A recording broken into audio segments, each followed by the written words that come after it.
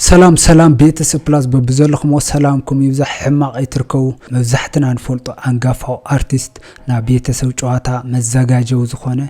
ናይ ሰሓቕና ምንጭ ዝነበረ አርቲስት ነፃነት ወርቅነህ ለማዓንቲ ከምዝ ዓረፈ እዩ ዝንገር ዘሎ ብጣዕሚ ዝሕዝን ነገር እዩ አሜሪካ መቼ ይከዳል በህልም ተኝተ በህልም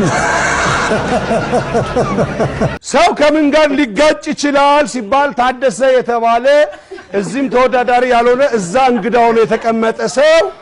ሰው ከምን ጋር ሊጋጭ ይችላል ሌላው ሰው ከሌላ ሰው ከራሱ ሲል እሱ ምን አለ ሰው ከምን ጋር ሊጋጭ ይችላል ሲባል አቶ ታደሰ ሆዬ ከፈጣሪው ጋር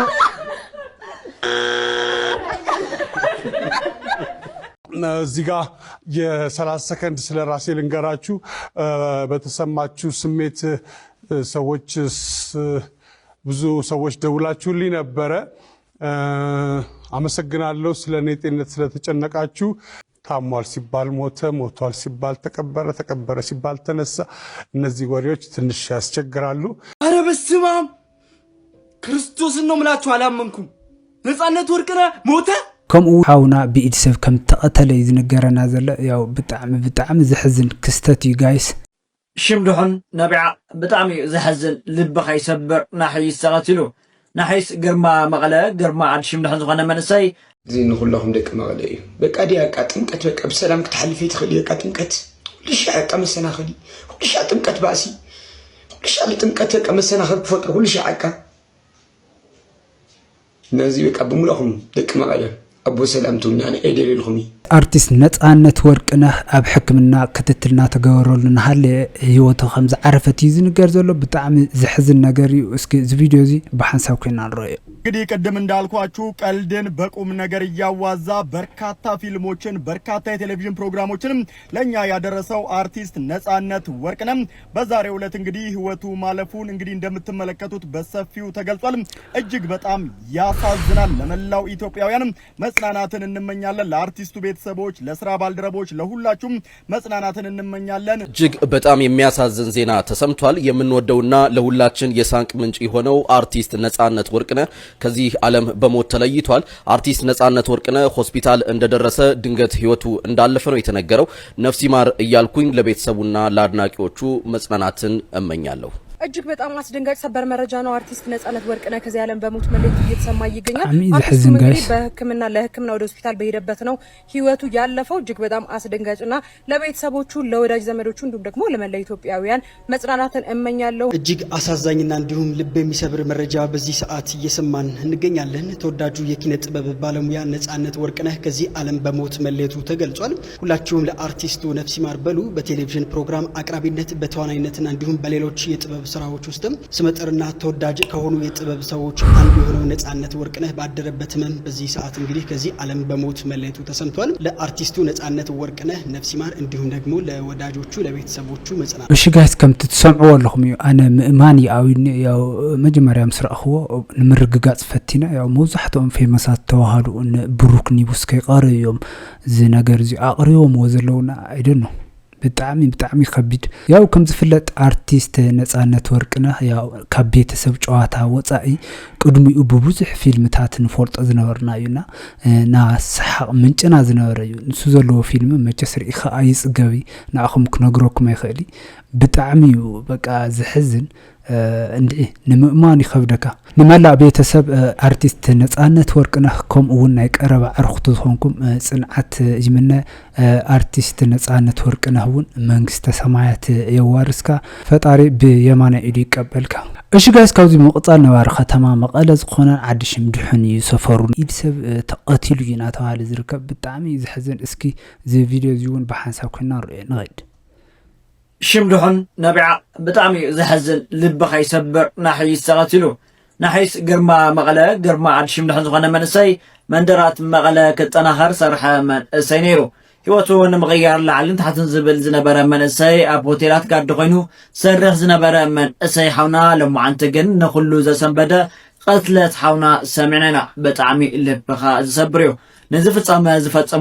كوميشن بوليس تجرين زم كتما كلا تابم خان نبحكي كقربوام يقبا نحنا نحس من سمايات ورسنا فتاري بيمان إيدو يقبلها إيش جايز كم سمعوا زلهم يو حاونا بإيد سب كم تقتل يوز نجرنا زلنا بوليس كتمام قالوا نزي حما تجبار كان تجبار زفت أو مجلة سوات بحق خطيق وخجبر اللو بحاليه كأغنياتي كوز علم زي أبو موت فولينا نحس حوي من سمايتي وارسها نسخة بسلام تعرف ياو طعمي محزن نحس مالت كلنا نفولتنا بطعم دس للغلع دبامي نير مسرح سوي نيرنا بتشاكن من متصوايولي نسخة بسلام تعرف صحوي عاوز حس ساعات قل بطعمي اللبر همز عينة زينات سمعت لها عاوز حس ساعات هيوتنا كنشنف بزح نقر كنقبر لها لنا بعنا نعنا بكران جاخا خونو اللي جزي ممصو بطعمي مسكفي بطعمي محزننا نحس حاوي قلنا كل شعب لبنا خبراتر أبز حز جزء زخلنا حماء جزء نايكونات جزء حلف كا أو سلام جزء كم زي إرس برس تجخاخين كا سبب العلسب كم زي خدشكن كله بطعمي محزني زي نقولهم ديك مغلي بك أدي أكاتمكت بك بسلام كتحلفي تخلي أكاتمكت ليش عقم السنة خلي ليش عتمكت باسي ليش عتمكت كم السنة خلي بفكر ليش عكا نازي بك أبو ملهم ديك مغلي أبو سلام توني أنا أيدي للخمي أو خذ أنا أبو سلام يخوي بعلهم محلينهم أبو سلام قوروه تنا سلام تنا زير سرح بعلهم نرقصهم لحم قولهم أتيوه أبو سلامهم وصدوا سلامهم يدي للخمي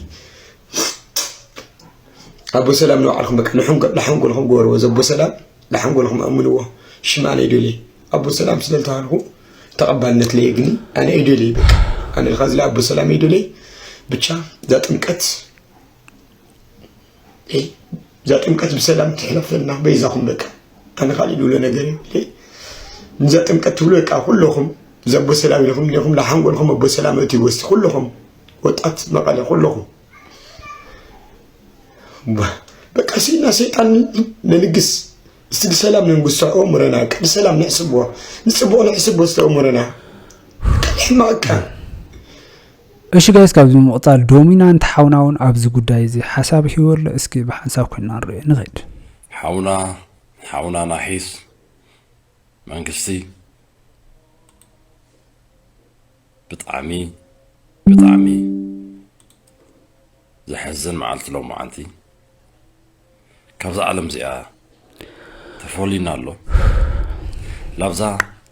نايمة جرش حيوت عرفت زغونت عالم تسانويتنا له زحونا زي كل سب معلتي هتنوح معلتي دي هتحصر فتقاري وسينوا نجركن داك سبات سبسي كنا نورنا خالنا لينا نور لنا لمن تعيو ناس هيوتت في خندقنا التنور العدل يلي بسنو أمرون سقاي ايو اي تعرفي سابت في إخاون لما نبوطا تصور تطفو نقر يلن نقر كنت حاونا زي لافلا لي تقرينا مجرشنا هيوت معراف خيدنا نيو لملع بيتسب